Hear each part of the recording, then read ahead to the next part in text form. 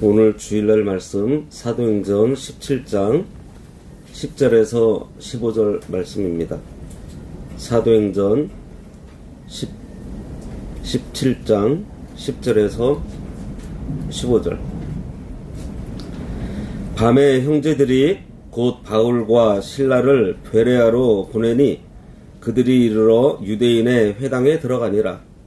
베레아에 있는 사람들은 데살로니가에 있는 사람들보다 더 너그러워서 간절한 마음으로 말씀을 받고 이것이 그러한가 하여 날마다 성경을 상고하므로 그 중에 믿는 사람이 많고 또 헬라의 귀부인과 남자가 적지 아니하나 데살로니가에 있는 유대인들은 바울이 하나님의 말씀을 베레아에서도 전하는 줄을 알고 거기도 가서 무리를 움직여 소동하게 하거늘 형제들이 곧 바울을 내보내어 바다까지 가게 하되 실라와 디모데는 아직 거기 머물더라. 바울을 인도하는 사람들이 그를 데리고 아덴까지 이르러 그에게서 실라와 디모데를 자기에게로 속히 오게 하라는 명령을 받고 떠나니라. 네. 오늘 말씀의 제목은 너그러운 베레아 성도들입니다. 본문 이전에 9절까지의 내용을 보면 데살로니가에서 바울이 전도를 하는데 유대인들의 핍박으로 바울이 베레아로 이제 도망오게 되는 그것을 기록하고 있어요. 오늘 말씀은 바울이 이제 베레아에 도착해서 전도하는 일을 소개하고 있습니다. 베레아라는 곳은 데살로니가 지역에서 약 80km 정도 떨어진 소도시라 그래요. 그다지 유명한 도시는 아니었습니다. 그런데 이곳에서 베레아 사람들의 신사적인 태도와 유대인들의 완악한 모습이 대조되면서 나타나고 있습니다. 베레아 교회는 그야말로 짧은 기간에 복음이 전해진 곳이에요. 일주일 만에 교회가 세워졌습니다. 바울이 잠시 한 주간만 있다가 핍박이 심해져서 다른 곳으로 갔지만 이 베레아 사람 중에는요 말씀을 바르게 받아들이고 믿는 사람들이 있었던 거예요. 바울은 베레아에서도 회당에 들어가서 복음을 전했는데 이곳 사람들은 데살로니가 사람들보다 더 복음을 편견 없는 깨끗한 마음으로 열심 있게 받아들였다고 했습니다. 이들은 바울이 전한 복음과 구약의 말씀을 진지하게 상고한 다음에 객관적으로 복음을 옳다 인정함으로써 예수 그리스도를 영접하게 된 거예요. 이러한 베레아 사람들의 복음과 말씀 연구에 대한 열의가 이 열의와 겸손은요 오늘날 성도인 우리들이 본받아야 할 자세입니다. 그런데 이 베레아에서도 유대인들의 박해가 심했어요. 바울이 베레아에서 복음을 전한다는 소식을 듣고 저 80km나 떨어져 있는 데살로니가에서 바울을 쫓아왔습니다. 그러면서 거기 와서도 선동하고 이 전도 사역을 방해한 거예요. 바울의 1차 전도 여행 때에 비시디아 안디옥 또 이고니온의 유대인들이 루스드라까지 쫓아와서 박해한 것과 같은 집요한 모습을 여기서도 보여주고 있습니다.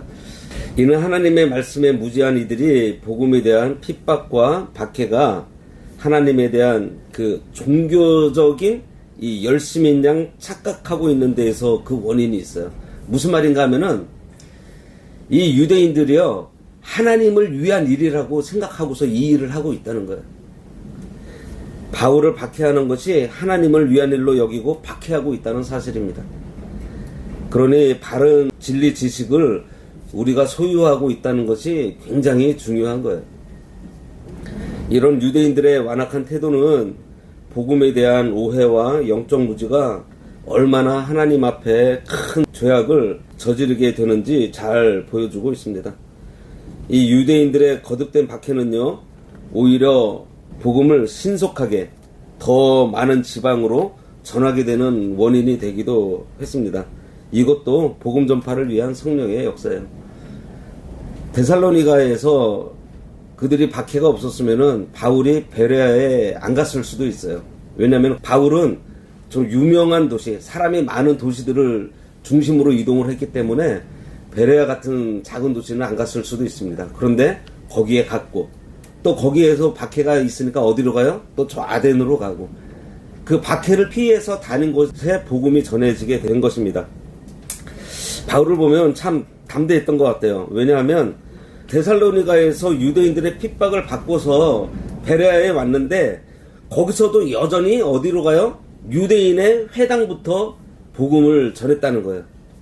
인간적인 생각으로 볼 때 유대인들의 박해가 심했기 때문에 유대 회당에 가서 유대인들과 마주친다는 것 자체가 아마 부담스러울 만도 한데, 바울은 배척받을 것을 두려워하지 않고 유대인의 회당을 찾아가서 동족들에게 먼저 복음을 전한 것입니다. 이는 성령이 임하시면 너희가 권능을 받고 예루살렘과 온 유대와 사마리아와 땅끝까지 이르러 내 증인이 되라고 하신 그 예수님의 말씀에 실천한 거예요. 먼저 가까운 동족들부터 전도한 것입니다. 우리도 가까운 관계에 있는 가족과 친척, 친구, 이웃 사람들부터 이 복음을 전해야 합니다. 사도 바울이 몇 번 전도 여행을 했는지는 다 아시죠? 예, 3번 했는데 어디를 전도 여행했는지 간단하게 소개를 하면, 먼저는 첫 번째는 주후 46년부터 48년 약 3년 동안 먼저 안디옥을 출발해서 키프로스 섬을 갔다가 살라미스를 거쳐 바보라는 곳에 이르고요. 또 거기에서 버가에 가고 비시디아 안디옥이라는 곳이 있습니다. 거기에 갔다가 루스드라, 더베, 이고니온, 아달랴를 거쳐서 다시 수리아 안디옥으로 돌아와요. 그 다음에 두 번째 여행은 1년이 지난 다음에 49년부터 52년 동안 약 4년 동안 시리아, 터키, 불가리아, 유고슬라비아, 그리스, 또 다시 터키, 그리고 예루살렘에 갔다가 안디옥으로 돌아오게 됩니다. 지금 얘기한 것들이 저 유럽 지역을 얘기하고 있는 거예요. 오늘 본문의 베레아는 바울이 2차 전도 여행 때 그리스 지역에 갔을 때 암비볼리, 아볼리아, 그리고 데살로니가와 함께 방문했던 전도 지역입니다. 그 다음에 세 번째 여행은 그 후로 1년이 지난 다음에 53년부터 57년까지 터키, 불가리아, 유고슬라비아, 그리스, 유고슬라비아, 불가리아, 터키, 예루살렘으로 전도 여행을 가요. 그리고 바울은 거기 예루살렘에서 체포된 다음에 로마로 압송되어서 재판을 몇 차례 받고 석방되지만 후에 또 박해가 심해지면서 다시 체포되고 그때 순교하게 됩니다. 바울은 2차 전도 여행 중에 그리스 지역에 갔다가 데살로니가라는 곳에서 성경을 강론했는데요. 구약 성경을 풀어서 강론함으로 해서 그리스도의 실제적인 강림하심, 그리고 십자가 죽으심, 그리고 부활을 증거하면서 복음을 전할 때 당시 함께한 제자들이 부활하신 주님을 목격한 것을 같이 증언하기도 했었습니다. 당시 바울이 그리스도에 대해서 소개할 때 반응이 두 가지로 나눠졌어요. 유대인들은 바울이 전한 예수가 그리스도 되심과 그분이 십자가의 고난과 대속적 죽으심으로 성도를 구원하신다는 이 구속의 도리를 전할 때 거절하고 오히려 바울을 핍박했지만, 헬라의 그 귀부인들이나 그 이방인들이 전도를 받고 예수님을 영접하기 시작해요. 유대인들은 오랫동안 성경을 가지고 있었고 심지어 모세오경 같은 경우는요 달달달 외우고 있었지만 선민의식으로 교만해져서 외식적인 종교활동만 했을 뿐이지 이 영안이 어두워져 가지고 참 진리이신 예수 그리스도를 받아들이지 못했습니다. 반면에 성경도 없었던 이방인들은요 복음을 듣고서 바로 받아들였던 거예요. 당시 유대인의 회당에서는 헬레니즘과 사뭇 다른 헤브라이즘, 우리말로 이렇게 약간 풀면 히브리즘이죠. 예. 이 유대인의 이 헤브라이즘, 거기에 있는 그 경건함, 그리고 유일신 사상, 그러한 독특함에 관심을 갖게 된 그 헬라 귀족들이 많이 모였었다고 합니다. 그들은 회당을 운영하는 데 있어서 경제적으로나 여러 면에서 그 유대 회당에 도움이 되었던 거예요. 그런데 어느 날 바울이라는 사람이 나타나서 율법이 아닌 은혜를 얘기를 하고 할례가 아닌 세례를 얘기하고 예수 그리스도의 십자가를 전할 때 성령의 역사로 이 귀족들이 믿음을 가지게 되면서 그 회당에 나가기보다 사도 바울을 따라다니게 된 거예요. 그러니 유대인들의 입장에서 이 바울이 미웠던 것입니다. 자기네 어떤 경제적인 도움이 되었던 귀족들을 빼가는 거예요. 그래서 바울을 시기해서 핍박하고 괴팍한 사람들을 내세워서 회방하고 소동을 일으켰던 거예요. 또 때로는 공권력을 이용해서 관원들을 동원해서 방해하기도 하고 비방하면서 예수는 반역자라고 모함을 했던 것입니다. 이들은 바울이 가는 곳마다 따라다니면서 소동을 벌이면서 회방했어요. 지금도 선교 현장에서 또 전도하는 현장에서 이와 같은 일들은 계속해서 일어나고 있습니다. 어느 사회나 복음 전도자를 핍박하고 회방하지만 이 복음은 계속해서 전해지고 지금까지 내려오고 있다는 거예요. 오늘 보면 10절에 보면 밤에 형제들이 곧 바울과 실라를 베레아로 보내니 그들이 이르러 유대인의 회당에 들어갔다 그랬습니다. 데살로니가에 있을 때 인적이 뜸하고 사람들의 눈을 피할 수 있는 밤이 되자 데살로니가의 그 형제들은 바울과 실라를 안전한 곳으로 피신시켰습니다. 바울은 마게도니아의 중심지인 데살로니가에서 오랫동안 활동하고 싶어 했지만 자신으로 인해서 데살로니가에 있는 형제들이 고난을 당하게 될 것을 생각해서 그 형제들이 권유하는 대로 결국 데살로니가를 떠나게 됩니다. 그리고 이후로 바울은 데살로니가 방문을 하지 못해요. 자신이 못 가는 대신에 디모데를 보내고 나중에 이제 편지를 보내죠. 베레아는 지정학적으로는 좀 외떨어진 곳에 있어서 뭐 정치적으로도 이렇게 뭐 중요하지 않았고 상업적으로도 그렇게 뭐 번화가가 아니었어요. 아마도 이러한 이유 때문에 데살로니가 형제들은 이곳을 바울의 피신처로 좀 적당하게 생각했던 것 같아요. 그렇게 베레아에서 바울이 다시 말씀을 전하기 시작했는데 바울은 그곳에도 오래 머물지 않았지만 베레아 성도들은 유대인과는 반대로 복음을 잘 받아들였습니다. 하나님이 때때로 이처럼 열린 심령을 가진 사람들을 만나게 해서 위로를 받게 하시는 것 같아요.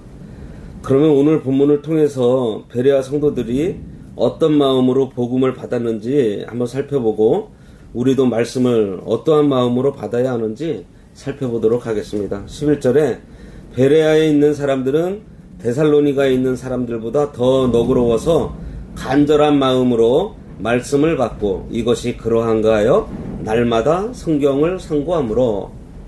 베레아 사람들은 너그러운 사람들이었어요. 이전 성경에는요 신사적이었다 이렇게 얘기하고 있습니다. 신사적이라는 말은 원어적인 의미는 출신이나 가문이 좋고 좀 고귀한 고상한 그런 의미가 있어요. 그러니까 인격의 수준이 높고 고상하면서 또 합리적이고 신중하고 이렇게 포용하고 품는 면이 많아서 너그럽다. 예, 그러한 뜻입니다. 그러니까 마음이 넓어서 다 받아들일 수 있는 인격을 가졌다는 거예요. 이렇게 기록하고 있는 것을 보면 베레아 사람들은 대부분이 아주 좋은 인품을 가지고 있었던 것 같습니다. 그러니까 베레아 사람들은 바울이 피신에 나온 데살로니가 사람들의 그 거친 성향이나 투박한 자세와 비교되면서 순수한 인간적인 성품과 세련적인 그리고 학문적 자세를 지니고 있었다는 거예요. 우리도 베레아 사람처럼 너그러운 마음을 가져야 하겠습니다.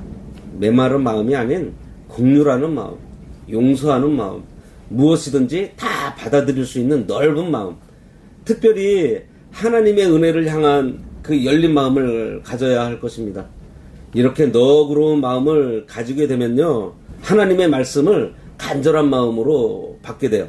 하나님의 은혜를 향해서 열린 마음으로 하나님의 말씀을 받는 것이 아주 중요합니다. 너그러운 마음의 베레아 사람들은요 진리를 찾고 성경을 좀 더 깨닫기 위해서 간절했던 거예요.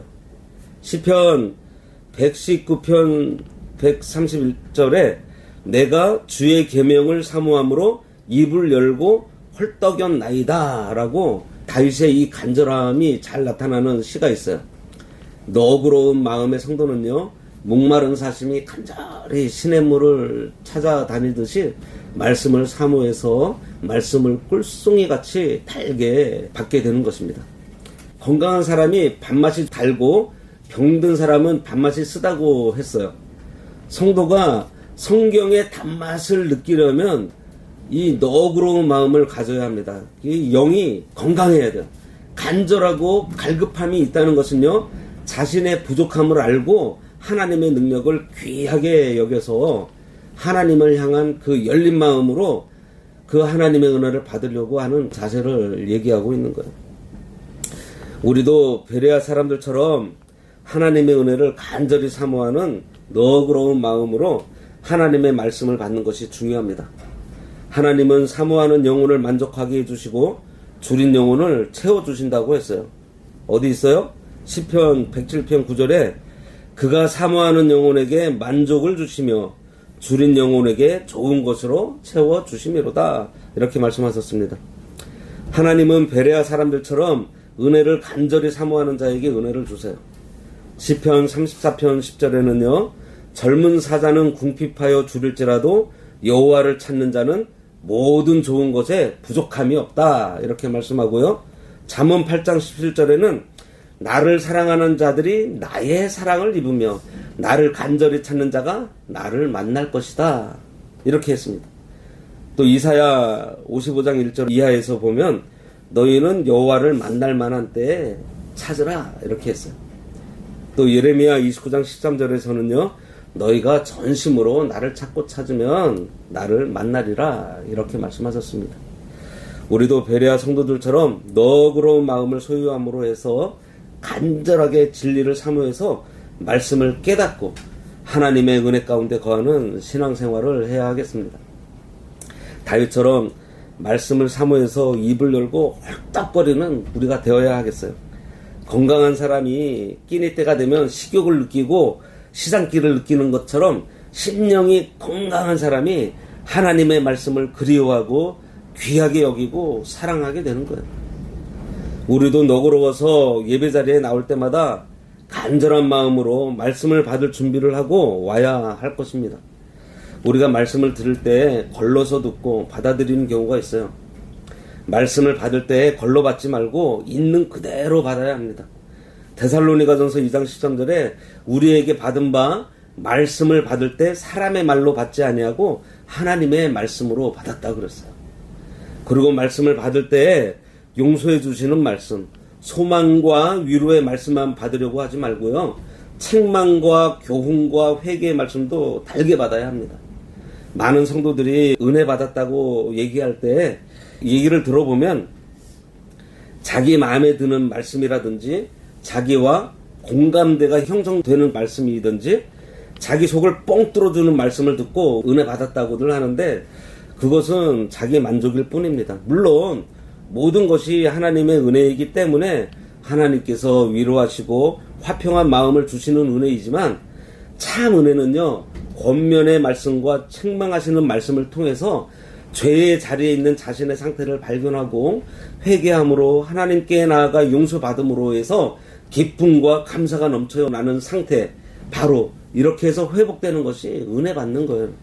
그리고 두 번째로는 너그러워서 간절한 마음으로 말씀을 받게 되니 이제는 그것이 그러한가 하여 날마다 성경을 상고하게 되었다 그랬어요.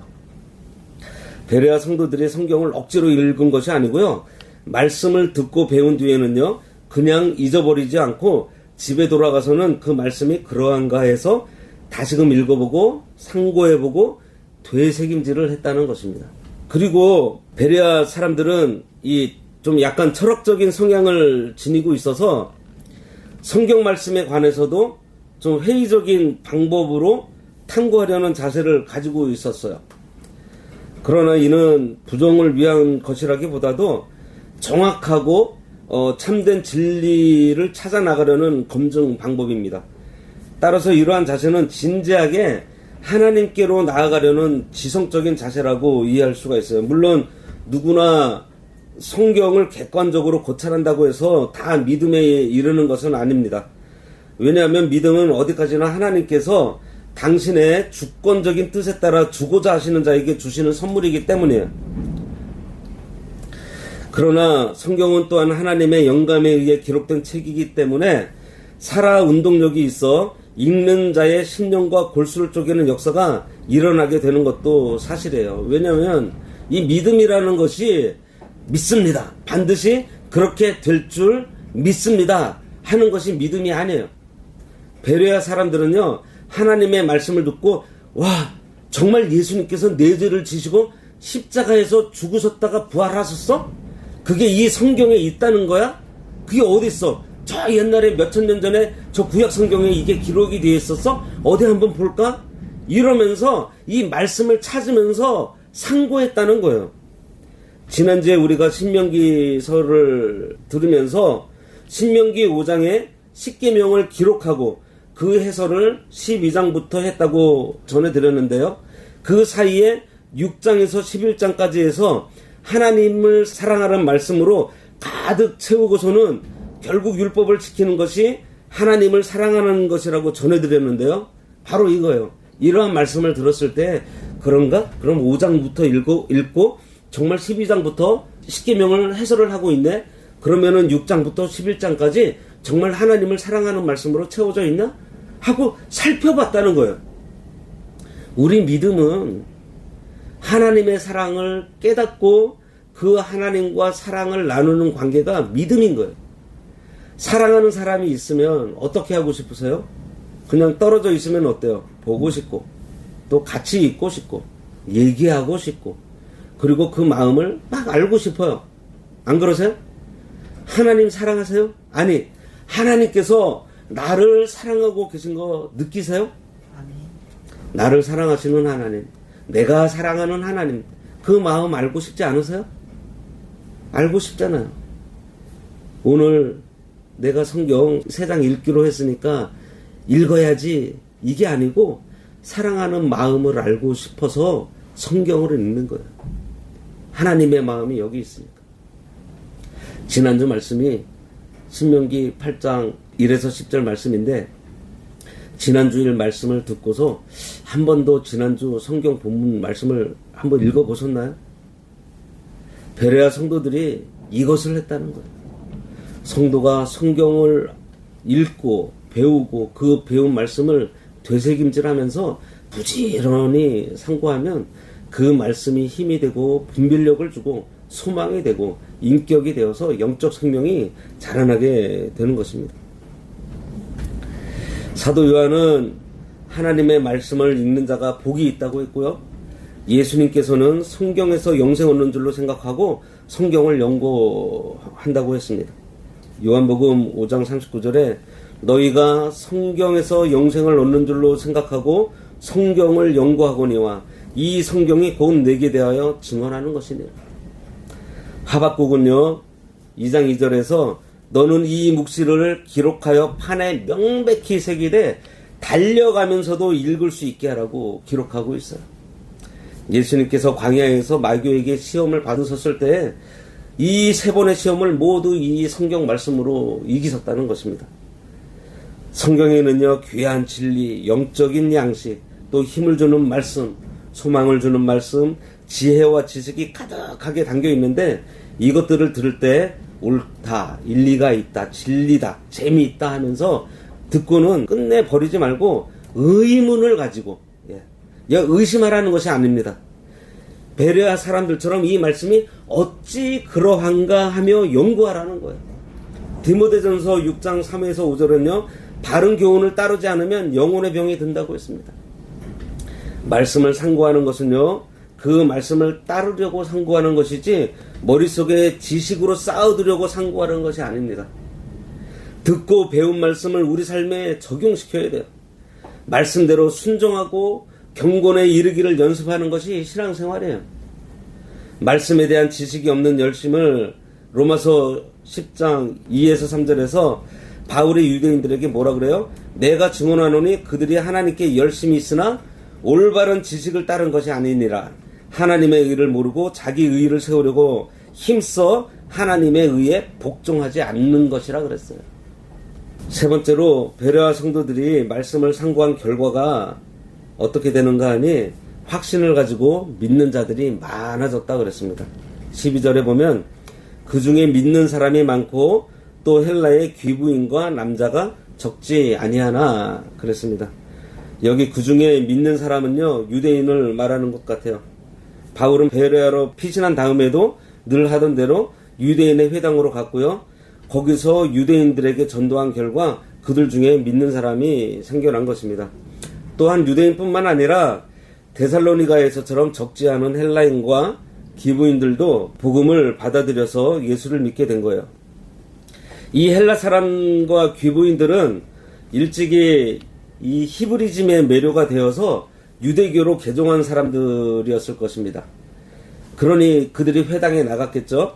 한편 바울의 아시아 전도 여행 때 함께 동행했던 브로의 아들 소바더도 이때 회심한 것으로 여겨지고요. 이처럼 바울이 베레아에서 많은 성도를 얻게 된 것은 하나님의 은혜, 또 바울의 노고, 그리고 베레아 사람들의 진지하고 깊이 있는 성경 공부 때문에 이렇게 성도들이 많이 늘었다고 볼 수 있어요. 가르치는 자나 듣는 자나 모두 한 마음이 되어서 간절한 마음으로 말씀을 연구하고 그 말씀대로 살게 되니 많은 사람들이 믿게 되었던 것입니다. 13절 데살로니가에 있는 유대인들은 바울이 하나님의 말씀을 베레아에서도 전하는 줄을 알고 거기도 가서 무리를 움직여 소동하게 하거늘. 바울이 베레아에서도 전도에 성공하고 있다는 소식을 들은 데살로니가의 그 사악한 유대인들이요, 마치 일거리라도 만난 듯이 그 80km나 떨어져 있는 베레아로 지체 없이 달려갑니다. 그리고 데살로니가의 유대인들은 그들의 전형적인 수법인 군중을 선동하고 폭력배의 힘을 빌어서 베레아를 발칵 뒤집어놔요. 참으로 악한 일에 걸음을 멈추지 않고 집요하게 열심을 다하는 어리석고 사악한 유대주의자들의 형태를 잘 볼 수가 있습니다. 그러나 이러한 광경이 저들의 배후에 할 수만 있으면 택한 백성이라도 미혹하려고 날뛰는 사탄이 자리 잡고 있다는 것을 우리가 알 수 있습니다. 그러나 하나님의 말씀은 결코 가로막히지 않아요. 진리는 언제나 전진하고 승리합니다. 14절 형제들이 곧 바울을 내보내어 바다까지 가게 하되 실라와 디모데는 아직 거기 머물더라. 베레아 사람들이 핍박이 일어날 때 또 바울을 아끼고 잘 보호해 줍니다. 바울은 유대인들의 박해와 회방으로 또 베레아에서도 떠나야만 했어요. 베레아 사람들은 바울을 바다까지 갈 수 있도록 했고요. 바울과 함께한 실라와 디모데는 아직 베레아에 머물렀다고 했어요. 이것을 볼 때 데살로니가에서 온 그 유대인들의 표적이 바울이라는 것을 알 수 있습니다. 바울의 뛰어난 변론술, 또 바울의 그 능력이 특출해서 유대인들은 바울 저 한 사람만 잡으면은 다 끝날 거라고 생각했던 거예요. 다시 말해서 유대인들은 바울만 잡아 없으면 이 기독교의 선교 활동이 끝날 것으로 판단한 것입니다. 전해지는 바에 의하면 바울은 베레아 사람들의 안내와 보호를 받으면서 무려 320km나 되는 아덴, 오늘날 아테네죠. 아덴으로 갔습니다. 그 길은 약 10일 이상 걸리는 먼 길로 베레아의 성도들이 바울을 위해서 함께 동행했고 배웅한 것은 그들이 바울을 참으로 귀하게 여겼던 거예요. 그리고 바울을 자랑한 것으로 곧 하나님의 말씀이 잘 증거되기를 바라는 그러한 마음에서 나온 것입니다. 그래서 베레아의 형제들은 우선 급한 대로 바울 먼저 피신시키고 나중에 바울의 요청으로 실라와 디모데를 바울에게 보내요. 15절 바울을 인도하는 사람들이 그를 데리고 아덴까지 이르러 그에게서 실라와 디모데를 자기에게로 속히 오게 하라는 명령을 받고 떠나니라.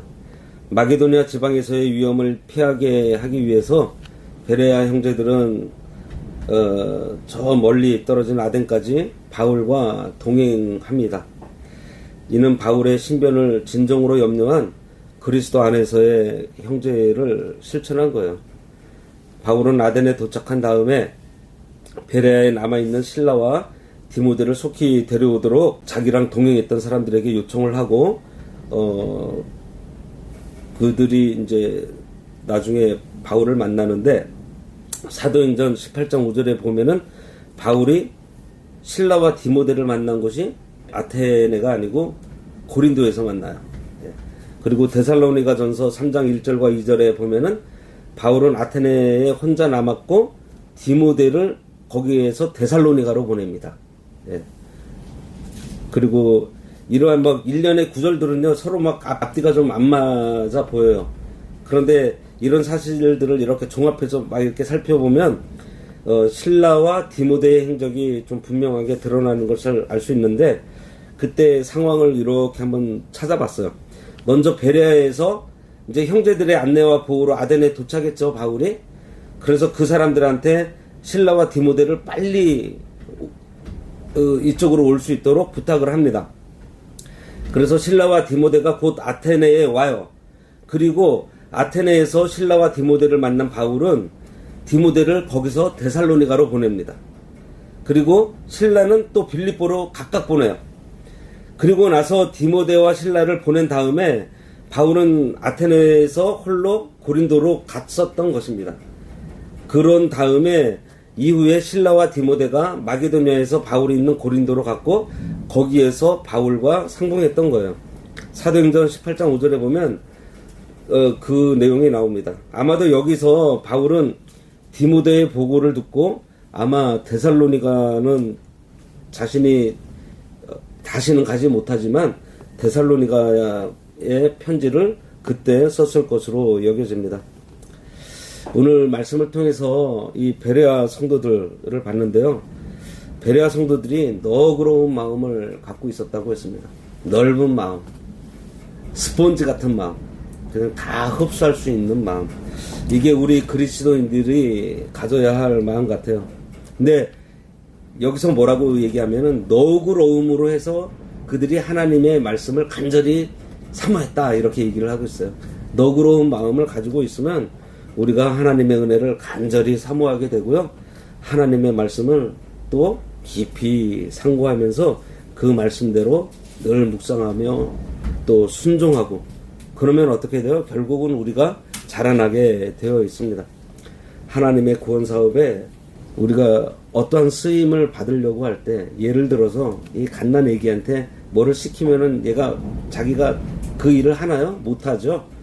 못하지만은 자라나면은 하나님께서 우리들에게 요구하고 명령하신 것을 우리가 할 수가 있어요. 그러려면 어떻게 해야 돼요? 우리가 자라나야 됩니다. 자라나기 전에 지금 오늘 베레아 성도들을 통해서 알려주시는 것이 뭐냐면 너그러운 마음, 너그러운 마음. 이 너그러운 마음으로 뭐를 해야 되는가 하면 하나님의 말씀을 온전히 사모하며 받아들여서 이 말씀이 우리의 생명이 돼서 또 우리를 자라나게 해서 또 하나님의 뜻대로 순종하면서 나아가는 그래서 그리스도의 분량까지 자라날 수 있는 바로 그러한 것들이 우리의 신앙생활이라는 것입니다. 기도하겠습니다. 하나님 아버지, 저희들 날마다 하나님 배반하면서 자기 길로 걸어가고 있지만 그래도 하나님께서 저희들을 사랑하시고 여전히 우리들의 이 길을 이끌어 주시니 감사합니다. 하나님, 베레아 사람들은 이 말씀을 간절히 사모함으로 날마다 말씀을 상고해 가면서 하나님의 뜻을 찾아 순종하기를 애썼다고 했습니다. 하나님, 저희들도 그들처럼 이 하나님의 말씀이 어찌 그리한지 늘 살피고 상고하면서 하나님께서 기뻐하시는 삶을 살게 하여 주시고 그들처럼 너그러운 마음을 가지고 하나님의 말씀을 잘 받아서 부지런히 되새김질하고 그 말씀대로 살아서 날마다 이 영적 생명이 자라나서 그리스도의 장성한 분량에 이르도록 하여 주시고 복음을 전하는 가운데 있을 어떠한 상황도 감사함으로 잘 받아들여서 그 가운데 자족함으로 모든 시험을 통과하여 하나님께서 기뻐하시는 삶을 살아가는 저희 모두 되기를 간절히 바라오며 예수님의 이름으로 기도드리옵나이다. 아멘.